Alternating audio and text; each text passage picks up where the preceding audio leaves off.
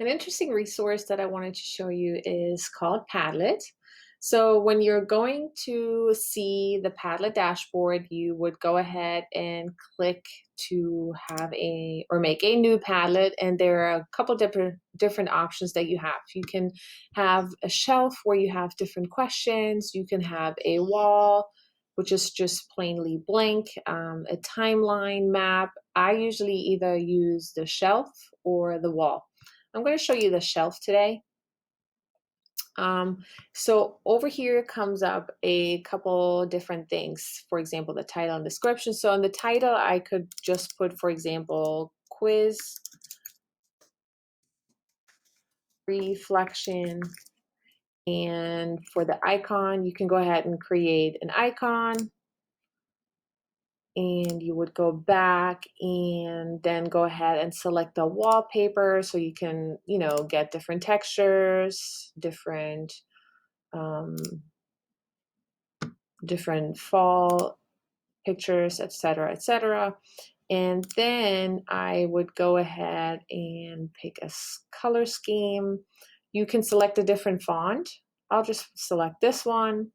Then display author's name above each post. So that really depends. If you're doing a reflection, you may want to do that. You may not want to do that, depending on your class or depending on the kids. And then new post position. So where do you want new posts to appear? And comment, allow viewers to comment on the posts. I do that depending again on how you want to do this. And then you can go ahead and click next and start posting.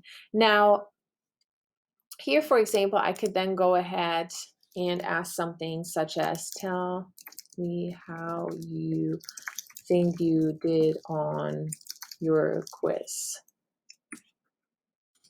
And then on the next column, you could say, what went well on your quiz?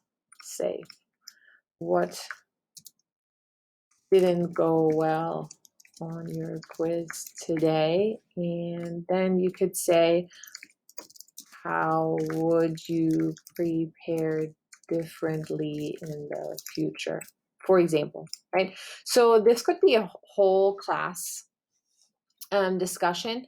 So you could go ahead and post this link. So if you go to share, you can go ahead and copy the link to clipboard, and then you can go ahead and post this on My MCPS Canvas, Google Classroom, whichever you're using currently, or however you're distributing information to the students. And then you can go ahead and get this to the students, and then they can go ahead and type this in. I just had students open up their Chromebooks, then they would type in, and this really opens up a really great discussion about how they thought the quiz went and what they thought what went well, what didn't go well, but then also to have the conversation about what they could be doing differently. So the whole reflection piece.